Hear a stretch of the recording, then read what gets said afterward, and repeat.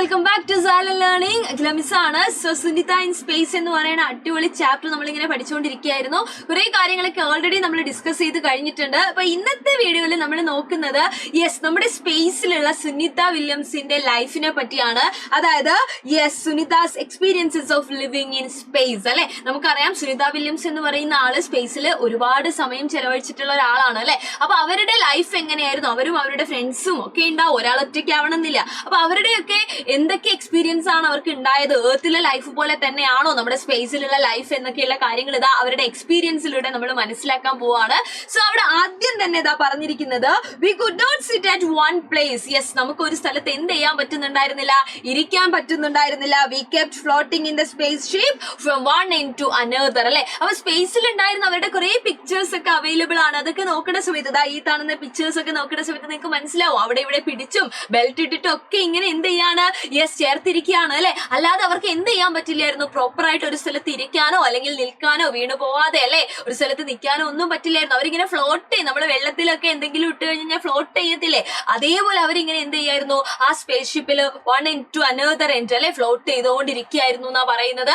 അത് അവരുടെ ഒരു എക്സ്പീരിയൻസ് തന്നെയായിരുന്നു. അതായത് ഏർത്തിലെ പോലെ നമുക്ക് ഇങ്ങനെ ഫ്രീ ആയിട്ട് നിൽക്കാനോ അല്ലെങ്കിൽ ഇരിക്കാനോ ഒന്നും അവിടെ പറ്റുന്നുണ്ടായിരുന്നില്ല.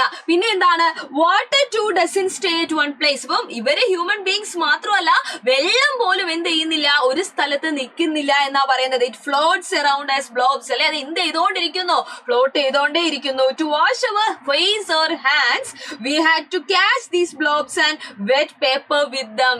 ഒന്ന് നമുക്ക് ഫേസ് ഒന്ന് കഴുകണം അല്ലെങ്കിൽ നമ്മുടെ ഹാൻഡ്സ് ഒന്ന് വാഷ് ചെയ്യണം എന്നൊക്കെ തോന്നുവാണെങ്കിൽ നമ്മൾ എന്ത് ചെയ്യണം, പേപ്പർ യൂസ് ചെയ്ത് ഈ പറഞ്ഞ വാട്ടർ ഒക്കെ ക്യാച്ച് ചെയ്ത് അത് വെറ്റ് ചെയ്തിട്ട് വേണം നമ്മൾ അങ്ങനെ യൂസ് ആക്കാനായിട്ട്. അല്ലാതെ നമുക്ക് എന്ത് ചെയ്യാൻ പറ്റില്ല. നമ്മുടെ ഏർത്തിൽ നമ്മുടെ വെള്ളം ഇങ്ങനെ മുഖത്തേക്ക് അടിച്ചടിച്ചടിച്ചടിച്ച് നമ്മുടെ ഫേസ് ഒക്കെ വാഷ് ചെയ്യാറുണ്ട്, എല്ലാരും ചെയ്യാറില്ലേ. പക്ഷെ അതുപോലെ ഒരു എക്സ്പീരിയൻസ് നമുക്ക് എവിടെ കിട്ടില്ല, സ്പേസിൽ കിട്ടില്ല. അവിടെ ഒന്നും എന്ത് ചെയ്യുന്നില്ല, പ്രോപ്പർ ആയിട്ട് ഒരു പൊസിഷനിൽ ഒന്നും ഇങ്ങനെ സ്റ്റേബിൾ ആയിട്ട് നിൽക്കുന്നില്ല എന്ന് വേണം നമ്മൾ മനസ്സിലാക്കാൻ. ഇതെന്താ പറയാണ്, നിങ്ങൾ നോക്കിയതാ സുനിത വില്യംസിനെ നോക്കിയാൽ നിങ്ങൾ അദ്ദേഹത്തിന്റെ ഹെയർ ഒക്കെ നിൽക്കുന്നത് നിങ്ങൾക്ക് നോക്കിയാൽ കാണാൻ പറ്റും അല്ലെ. നമ്മളെ നോർമൽ ആയിട്ട് ഏർത്തിലുള്ള ഒരു ലൈഫ് അല്ല അവിടെ എന്നുള്ളത് നമുക്ക് ഗസ് ചെയ്യാൻ പറ്റുന്നുണ്ട്. അതുപോലെ തന്നെ നമ്മുടെ വാട്ടറിനെ പറ്റി പറഞ്ഞ പോലെ തന്നെയാണ് നമ്മുടെ ഫുഡിന്റെ കാര്യം അല്ലെ. ഇതൊന്നും എന്തല്ല സ്റ്റേബിൾ ആയിട്ട് നിൽക്കാത്തത് കൊണ്ട് തന്നെ എല്ലാം ഇങ്ങനെ നമ്മൾ ക്രിക്കറ്റ് ഒക്കെ കളിക്കുമ്പോൾ ക്യാച്ച് ചെയ്യുന്ന പോലെ ഫുഡ് ആയിക്കോട്ടെ വാട്ടർ ആയിക്കോട്ടെ എല്ലാം ഇങ്ങനെ ക്യാച്ച് ചെയ്യേണ്ട ഒരു അവസ്ഥയാണ് അവിടുത്തെ ആ ഒരു ലൈഫിന് ഉണ്ടായിരുന്നത് നമ്മുടെ സുനിത വില്യംസ് പറയാണ്.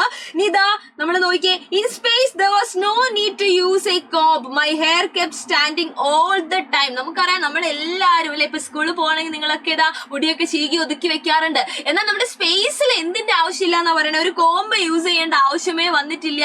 ബിക്കോസ് എന്താണ്, ഈ കാണുന്ന പോലെ ഈ പിക്ചേഴ്സിലൊക്കെ നിങ്ങൾ കാണുന്ന പോലെ സുനിത വില്യംസ് പറയാണ് നമ്മുടെ ഹെയർ എന്ത് ചെയ്യാണ്, എപ്പോഴും ഇങ്ങനെ kept standing at all time അല്ലെ. അത് താഴേക്ക് വരുന്ന തന്നെ ഉണ്ടായിരുന്നില്ല. സോ നമുക്ക് കോംബ് പോലും എന്ത് ചെയ്യണ്ടായിരുന്നു, യൂസ് ചെയ്യണ്ടായിരുന്നു അല്ലെ. ഒരു ഫൺ പോലെ എന്ത് ചെയ്യാണ്, പക്ഷെ കൃത്യമായിട്ടുള്ള ഒരു എക്സ്പീരിയൻസ് അവിടെ പറഞ്ഞു വെക്കുകയാണ്. ഇനി എന്തൊക്കെ കാര്യങ്ങളുണ്ട്, ഇനിയും ഒരുപാട് കാര്യങ്ങളുണ്ട് അല്ലെ. Not being able to walk, നടക്കാൻ പറ്റുന്നില്ല. We had to get used to floating around അല്ലെ. നമുക്ക് നടക്കാൻ, നമ്മൾ നേരത്തെ പറഞ്ഞ പോലെ ഇരിക്കാനും കിടക്കാനും അല്ലെങ്കിൽ ഈ പറഞ്ഞ പോലെ നടക്കാനും ഒന്നും എന്ത് ചെയ്യുന്നില്ല, പറ്റുന്നില്ല. To stay at one place we had to strap ourselves there. നിങ്ങൾ നോക്കിയതാ ഫുൾ കംപ്ലീറ്റ് എന്താണ്, സ്ട്രാപ്പ് ചെയ്തിരിക്കുകയാണ്. എന്നാൽ മാത്രമേ നമുക്ക് ഒരു സ്ഥലത്ത് നിൽക്കാനോ അല്ലെങ്കിൽ നമുക്ക് വാക്ക് ചെയ്യാനോ ഒക്കെ പറ്റുന്നുള്ളൂ. അല്ലാതെ നമുക്ക് ഈസി ആയിട്ട് നമ്മുടെ ഏർത്തിലുള്ളത് പോലെ നമുക്ക് പറ്റുന്നേ ഇല്ല. Papers also had to be stuck to the wall of the space ship. Papers ഒക്കെ ഉണ്ടെങ്കിൽ അതും ഈ പറഞ്ഞ പോലെ തന്നെയാണ് അല്ലെ. എല്ലാം എന്ത് ചെയ്ത് വെക്കണം, നമ്മളെ സ്റ്റക്ക് ചെയ്ത് വെച്ചിട്ടില്ലെങ്കിൽ, എവിടെയെങ്കിലും പ്രോപ്പർ ആയിട്ട് സ്റ്റിക്ക് ചെയ്ത് വെച്ചിട്ടില്ലെങ്കിൽ ഇതൊക്കെ എന്ത് ചെയ്യും,